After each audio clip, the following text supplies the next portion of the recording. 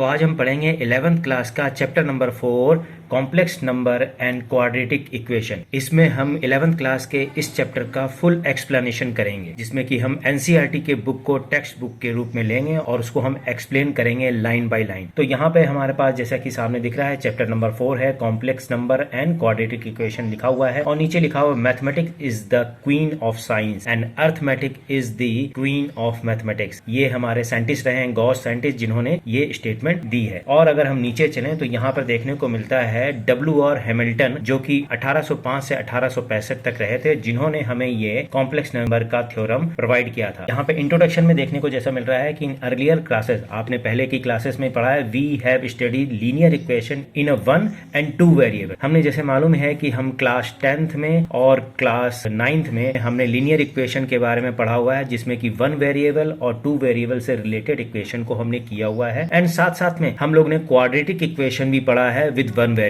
अब ये quadratic equation अगर हम स्टैंडर्ड फॉर्म की बात करें तो क्वाड्रेटिक इक्वेशन हमारा ax square plus bx plus c के स्टैंडर्ड फॉर्म में होता है, जो कि हमारा एक क्वाड्रेटिक इक्वेशन होता है। ये हमने पहले की क्लासेस वगैरह में पढ़ा हुआ है, जैसा कि आपने 10th में पढ़ा हुआ है। We have seen the quadratic equation x square plus 1 equal to 0, जैसे कि यहाँ पे दिया हुआ है, आपने पहले भी पढ़ा है। अब इसका क्या मीनिंग है ये भी हम आपको समझाएंगे। Has a no real solution of this, इसका कोई भी रियल सोल्यूशन नहीं है given x square equal to -1, क्योंकि इसका कोई भी रियल सोल्यूशन पॉसिबल नहीं है। इस वजह से यहाँ पे लिखा हुआ है x स्क्वायर -1। अब ये x स्क्वायर -1 जो यहाँ पे सोल्यूशन आ रहा है, इसका रिलेशन हमारे कॉम्प्लेक्स नंबर से है। दैट्स वाई यहाँ पर ये डिफाइन किया हुआ है x square equal to -1 and the square of every real number is non negative. कोई भी स्क्वायर, कोई भी रियल नंबर का अगर हम स्क्वायर करते हैं और वो नॉन नेगेटिव होता है, तब तो वो कॉम्प्लेक्स नंबर के फॉर्म में नहीं आता। मगर वो अगर नेगेटिव फॉर्म में आ जाता है, जैसे कि अगर रूट ओवर के साथ साथ -1 लिखा हुआ है, तो ये एक तरह का कॉम्प्लेक्स नंबर के फॉर्म में आ जाता है। तो ये अगर मिल जाता है तो वो जो इक्वेशन बनती है वो कॉम्प्लेक्स नंबर बन जाती है। मगर वो कैसे बनती है वो हम आपको अभी डिटेल में बताएंगे। And square of every real number is non negative, so we need to extend the real number system to system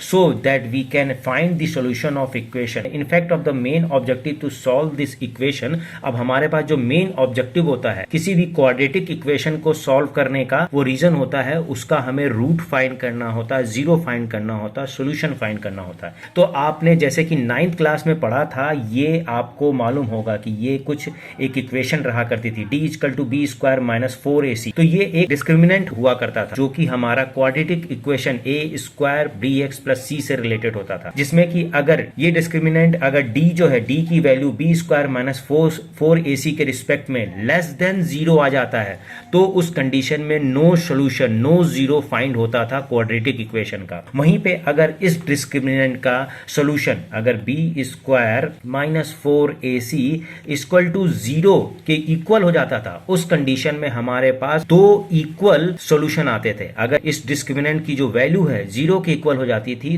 तो ये पता चलता था कि हमारी जो 0 है वो 2 हैं, 2 रियल सोल्यूशन मिलते थे और वो भी इक्वल 2 रियल सोल्यूशन मिलते थे। वहीं अगर इस डिस्क्रिमिनेंट की वैल्यू मोर देन 0 आ जाती थी, अगर मोर देन 0 आ जाए, अगर कहा जाए अगर इसकी वैल्यू 0 से ज्यादा हो जाया करती थी, उस कंडीशन में यह रहता था कि सॉल्यूशन हमारा 2 रहता था और 2 डिफरेंट सॉल्यूशन हमें मिला करते थे 0। तो यहाँ पे अगर हमें 2 डिफरेंट सॉल्यूशन मिल रहे हैं 0 के, तब तो हम कहते थे कि इसके सॉल्यूशन अवेलेबल है। 2 अलग अलग सॉल्यूशन मिलना, 2 इक्वल तरह के हमें सॉल्यूशन मिलना, तब तो हम कह सकते थे कि इसका 0 हमें पता चल गया। मगर जिस केस में 0 ज्यादा बड़ा हो जाता था इस डिस्क्रिमिनेंट से, मतलब कि मान लिया वैल्यू जो है माइनस में आने लग जाए, -1, -2, -3, उस कंडीशन में हम कहते थे कि डिस्क्रिमिनेंट जो हमें मिला है उस कंडीशन में कोई भी सॉल्यूशन पॉसिबल नहीं है क्वाड्रेटिक इक्वेशन में।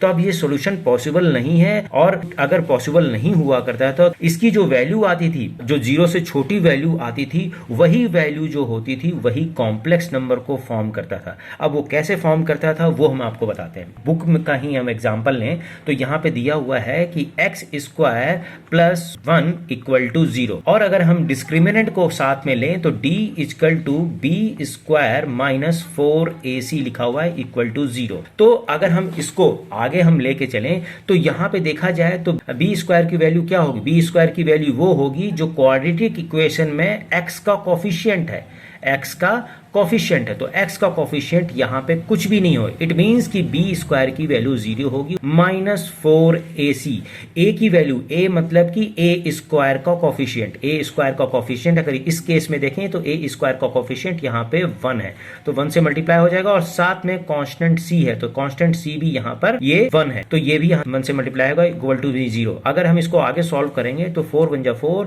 और 1 से मल्टीप्लाई करेंगे तो -4 की वैल्यू हमें मिलेगी। इट मींस कि d की जो वैल्यू हमें मिली -4 मिली। इससे हमें ये पता चलता है कि -4 मिलने से ये पता चला है कि ये 0 से छोटा है, इट मींस कोई भी 0 पॉसिबल नहीं है इस केस में। तो वहीं पे अगर हम बोले कि अगर कोई भी 0 पॉसिबल नहीं है तो उस कंडीशन में हम कह लेते हैं कि यहाँ पे कोई भी सोल्यूशन नहीं मिलेगा। और यहीं अगर कोई सोल्यूशन नहीं मिलेगा तो x square plus 1 equal to 0 अगर लिखा हुआ है और इसको x स्क्वायर को 1 को अगर इस साइड लेके जाएंगे तो माइनस का 1 हो जाएगा, तो x स्क्वायर इसके ऊपर से रूट ओवर हटाएंगे तो -1 के ऊपर रूट ओवर आ जाएगा। तो यही जो वैल्यू आ रही है ये वैल्यू हमारे कॉम्प्लेक्स नंबर को फॉर्म करती है, जो कि आप लोग इसको देखते तो थे लास्ट की 10th क्लासेस में, मगर आप लोग को पता नहीं था कि कॉम्प्लेक्स नंबर होता क्या है, तो जो कि अभी 11th क्लास में आया है। तो आगे हम समझते हैं कि इस कॉम्प्लेक्स नंबर को कैसे फॉर्म करते हैं। आगे अगर हम चलें तो यहाँ पे जैसे कि देखने को मिल रहा है कि कॉम्प्लेक्स नंबर क्या चीज है, तो कॉम्प्लेक्स नंबर में दिखा रहे हैं कि -1 को हम डिफाइन करते हैं, let the denote the -1 by the symbol of i. कहा जा रहा है कि -1 को रूट में -1, रूट में अगर -1 है और उसको हम i से डिफाइन करते हैं। अभी हम आगे आगे बताएंगे कि आखिर में कॉम्प्लेक्स नंबर किस तरह से फॉर्म हो रहा है। 4.2 में लिखा हुआ है कॉम्प्लेक्स नंबर, तो कॉम्प्लेक्स नंबर का एक्चुअल में मीनिंग क्या हुआ, तो कॉम्प्लेक्स नंबर आपको क्या समझ में आता है, जटिल संख्याएं। कॉम्प्लेक्स नंबर बहुत ही खतरनाक संख्याएं। अगर कहा जाए तो ये कॉम्प्लेक्स नंबर मिक्सअप संख्याएं हैं, तो क्या आपको समझ में आएगा, नहीं समझ में आएगा। वहीं अगर आपसे कहा जाए कि अगर आप जैसे मॉल वगैरह में जाते हो, शॉपिंग कॉम्प्लेक्स वगैरह आप देखते होंगे, तो मॉल में शॉपिंग कॉम्प्लेक्स होता है, तो शॉपिंग कॉम्प्लेक्स का क्या मतलब हो गया कि जटिल तरीके से आपको शॉपिंग करनी पड़ेगी, ऐसा तो नहीं है, बल्कि शॉपिंग कॉम्प्लेक्स में अगर आप जाते हैं तो आपको और इजी हो जाता है किसी भी चीज को खरीदना, क्योंकि शॉपिंग कॉम्प्लेक्स में आपको हर तरह की चीज अवेलेबल होती है बड़े ही आराम से। कहीं पे आपको कपड़े लेने तो कपड़ा भी अवेलेबल है, कुछ खाने का सामान लेना है तो वो भी अवेलेबल है, कुछ पहनने का सामान लेना है वो भी अवेलेबल है, आपको शूज लेने हैं शूज भी अवेलेबल है, आपको पेन लेना है तो पेन भी अवेलेबल है। इट मीन शॉपिंग कॉम्प्लेक्स का मतलब हुआ वो जगह जहां कई तरह की डिफरेंट शॉप्स अवेलेबल हों, उसको हम शॉपिंग कॉम्प्लेक्स कहते हैं, यानी मिक्सचर ऑफ दी शॉप्स, यानी कई तरह के शॉप्स को अगर एक जगह इकट्ठा करके रख दिया जाए तो इसका मतलब होता है शॉपिंग कॉम्प्लेक्स। उसी तरह से कॉम्प्लेक्स नंबर में भी ऐसा ही होता है कि कई तरह के नंबरों का मिक्सचर बना दिया जाए तो उसको हम कहते हैं कॉम्प्लेक्स नंबर। जी हाँ दोस्तों, जब हम कई तरह के नंबरों का मिक्सचर बना देते हैं तो उसको हम कहते हैं कॉम्प्लेक्स नंबर। तो उस कॉम्प्लेक्स नंबर को किस तरह से डिफाइन करते हैं, अगर हम बात करें कॉम्प्लेक्स नंबर की, तो कॉम्प्लेक्स नंबर नॉर्मली 2 तरह के नंबरों से मिलकर बनता है। अब 2 तरह के नंबर कौन कौन से होते हैं, वैसे आपने लास्ट के अब तक की क्लासेस में फर्स्ट क्लास से लेकर 10th क्लास तक आपने ना जाने कितने तरह के नंबर सीखे होंगे, जिसमें कि आपने नेचुरल नंबर सीखा होगा, होल नंबर सीखा होगा, पॉजिटिव नंबर सीखा होगा, इवन नंबर सीखा होगा, रैशनल नंबर सीखा होगा, इररेशनल नंबर सीखा होगा, प्राइम नंबर सीखा होगा, कंपोजिट नंबर सीखा होगा। तो ये सारे एक्चुअल में नंबर क्या हैं, ये सारे नंबर एक्चुअल में मिलके कहलाते हैं, क्या कहलाते हैं, ये सारे नंबर एक्चुअल में मिलके कहलाते हैं रियल नंबर। ये एक्चुअल में क्या कहलाते हैं, रियल नंबर कहलाते हैं। और इसी रियल नंबर में अगर हम किसी दूसरे तरह के नंबर को ऐड कर दें, अब वो दूसरे तरह का नंबर क्या होगा, अब ये सारे नंबर तो रियल है, तो दूसरा नंबर इसका उल्टा होगा। दूसरा नंबर उल्टा क्या हो सकता है, जो आपको रियल में दिख रहा है वो तो रियल है, मगर जो आपको सपने में दिख रहा है वो उसका उल्टा हो जाएगा, यानी कि रियल का उल्टा हो जाएगा इमेजिनरी नंबर। जी हाँ दोस्तों, अगर यही रियल नंबर के साथ अगर हम यहाँ पे इमेजिनरी नंबर को ऐड कर देंगे तो ये दोनों नंबर मिलके क्या बनाएंगे, ये दोनों नंबर मिलके बनाते हैं कॉम्प्लेक्स नंबर। अगर रियल नंबर के साथ किसी इमेजिनरी नंबर को ऐड कर दोगे तो दोनों नंबर मिलके बनाते हैं कॉम्प्लेक्स नंबर। तो वही कॉम्प्लेक्स नंबर के बारे में हमें यहाँ पढ़ना है। अब ये रियल नंबर तो आपको पता है कि रियल नंबर प्लस का 1 हो गया, माइनस का 1 हो गया, 2 हो गया, 3/4 के फॉर्म हो गया, p/q के फॉर्म का हो गया, तो ये सारे रियल नंबर है। मगर इमेजिनरी नंबर क्या होता है, तो इमेजिनरी नंबर वो नंबर होता है जब हम किसी भी नंबर को रूट ओवर -1 के साथ किसी रियल नंबर का मल्टीप्लिकेशन कर दें तो ये एक तरह का इमेजनरी नंबर बन जाता है, क्योंकि इमेजनरी नंबर कभी भी पॉसिबल नहीं होता है जब आप क्वाड्रेटिक इक्वेशन में रूट का सॉल्यूशन निकालते हो, जैसा कि आपने डिस्क्रिमिनेंट के साथ देख लिया पहले।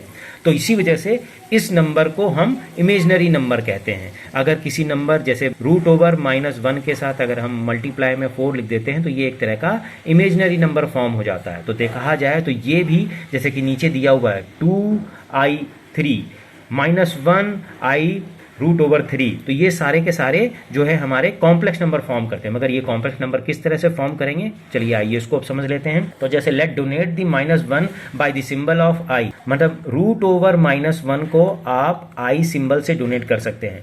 देन वी कैन हैव, अगर इसी के ऊपर अगर आप स्क्वायर लगा दो और इस साइड भी स्क्वायर लगा दो तो क्या सॉल्यूशन आएगा कि ये रूट जब स्क्वायर स्क्वायर मतलब डबल हो जाएगा, मतलब root -1 into root -1 equal to I square हो जाएगा। तो रूट रूट जब होता है तो रूट कैंसिल हो जाते हैं और -1 आपके पास आ जाएगा और आई के ऊपर 2 का स्क्वायर आ जाएगा। इट मीन्स कि आई स्क्वायर की जो वैल्यू होती है वो -1 होती है, इस वजह से यहां पे लिखा हुआ i square -1। Then means that the i is the solution of the equation of this. अब इसका सॉल्यूशन कैसे हुआ, इसका सॉल्यूशन इस तरह से हुआ, अगर आप x square plus 1 equal to 0 लिखोगे तो x स्क्वायर इक्वल टू, जब ये 1 इधर जाएगा तो माइनस का 1 हो जाएगा और x के ऊपर ये रखा जाए तो ये रूट ओवर -1 हो जाएगा अगर इसके ऊपर से स्क्वायर हटा दिया जाए। और रूट ओवर -1 की वैल्यू जो होती है वो आई होती है, जैसा कि यहां पे दिखा हुआ है। इसका मतलब यह हुआ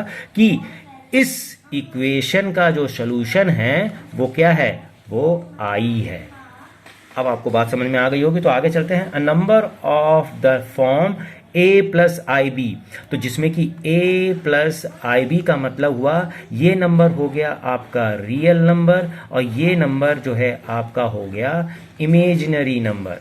ये नंबर हो गया आपका imaginary number where a and b are the real number, जिसमें कि b और a तो है दोनों real number, is denoted to be the complex number. और इन्हीं दोनों नंबरों को मिलाकर हम कहते हैं कॉम्प्लेक्स नंबर, जैसा कि मैंने आपको पहले बताया अभी कि 2 तरह के नंबरों को मिलाकर कॉम्प्लेक्स नंबर बनते हैं, जिसमें कि एक नंबर होता है रियल नंबर और दूसरा नंबर होता है इमेजिनरी नंबर। और इमेजिनरी नंबर में रूट ओवर -1 के साथ मल्टीप्लाई होता है रियल नंबर का। तो उसी तरह से यहाँ पे ये कॉम्प्लेक्स नंबर फॉर्म होता है। फॉर एग्जाम्पल के लिए अगर हम लें तो 2 प्लस i3 भी एक तरह का कॉम्प्लेक्स नंबर हो गया, यहाँ पे -1 प्लस i√3 भी एक तरह का कॉम्प्लेक्स नंबर हो गया, यहाँ पे 4 प्लस i -1 डिवाइड बाय 11 यानी p बाई q के फॉर्म का ये कॉम्प्लेक्स नंबर हो गया। For the complex number z equal to a plus ib, तो हम किसी भी कॉम्प्लेक्स नंबर को किसके इक्वल रखते हैं, वो हम z के इक्वल रखते हैं। मतलब अगर हम कोई कॉम्प्लेक्स नंबर हम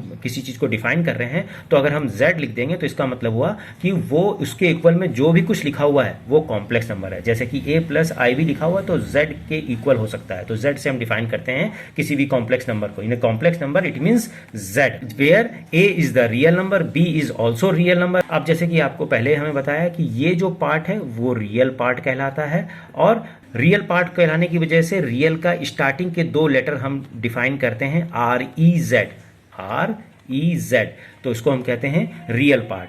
वहीं पे अगर हम देखें B is called the imaginary part of, और ये जो पोर्शन है ये आपका कहलाता है, कौन सा कहलाता है, इमेजिनरी पार्ट। तो इसको हम स्टार्टिंग के इमेजिनरी में आई एम को हम ले लेते हैं, स्टार्टिंग के इमेजिनरी में आई एम को ले लेते हैं और इसको कहते हैं z। तो इमेजिनरी पार्ट को कहते हैं हम I am Z for the complex number और पूरे कॉम्प्लेक्स नंबर को हम कहते हैं z। अब अगर हम एग्जाम्पल के रूप में लें तो यहाँ पे जैसे लिखा हुआ z इक्वल टू 2 प्लस आई, तो आर ई जेड जो होगा, आर ई जेड होगा वो आपका 2 हो जाएगा और आई एम जेड जो होगा वो आपका i 5 हो जाएगा। ठीक, अगर हम 2 तरह के कॉम्प्लेक्स नंबर को ले लें z1 और z2, जिसमें कि a प्लस आई भी लिखा है, c प्लस आई भी दिया, r इक्वल, अगर दोनों इक्वल है इसका मतलब उसका रियल पोर्शन भी आपस में इक्वल हो जाएगा और इमेजिनरी पोर्शन में आपस में इक्वल हो जाएगा। जैसे यहाँ पे दिखा हुआ है कि अगर हम 2 कॉम्प्लेक्स नंबर दिए हुए हैं और दोनों कॉम्प्लेक्स नंबर में z1 जो है z2 के इक्वल है, तो यहाँ पर a जो है इक्वल हो जाएगा c के और b जो है इक्वल हो जाएगा डी के। तो आशा करता हूँ आप लोगों को यहाँ तक बातें समझ में आई होगी। अगर कुछ भी और अगर आप डिटेल में जानना चाहते हैं तो आप हमें कमेंट बॉक्स में लिख सकते हैं, हम आपको ज़रूर उसका रिप्लाई करेंगे।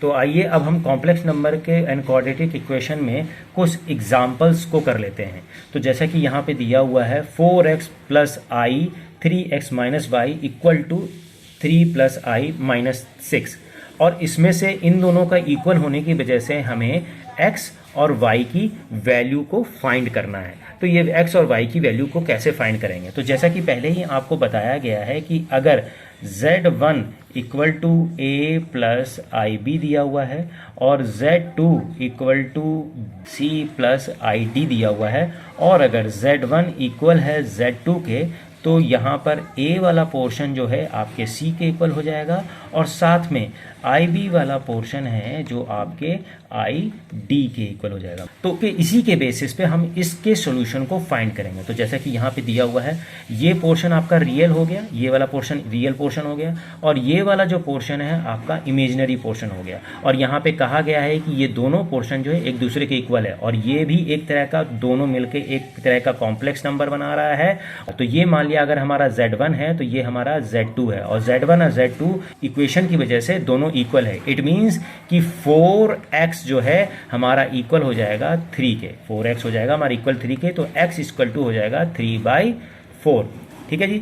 वहीं पे अगर हम ये वाला पोर्शन लें तो इस वाले पोर्शन में भी आई भी साथ में, अगर ये वाला पोर्शन लें तो यहाँ पे ये वाले पोर्शन में i ब्रैकेट में 3x minus Y equal to i minus में 6 है। तो आई तो हमारा कट गया, तो बचा क्या 3x माइनस में y इक्वल टू माइनस का 6, और यहाँ पे माइनस का 6 बचने की वजह से ये बचा। और यहाँ पे हमें पहले से ये इक्वेशन नंबर जो 1 हम अगर इसको ले लें तो यहाँ पे पहले से इक्वेशन नंबर 1 में हमें 3/4 मिला हुआ है x की जगह पे। यहाँ पे x की जगह पे हम यहाँ पे लिख देंगे 3/4 माइनस का y इक्वल टू माइनस का 6, और अब इसको सॉल्व करेंगे तो यहाँ पे 3 3 जा 9 हो जाएगा, डिवाइड बाय 4 माइनस का y इक्वल टू माइनस का 6। 9/4 को इस साइड ले जाएंगे तो माइनस का y इक्वल टू माइनस का 6, और ये जब इधर जाएगा तो ये भी 9/4 माइनस का हो जाएगा। और हम फिर यहाँ पे माइनस का y इधर हम एलसीएम लेंगे तो 4 यहाँ आएगा,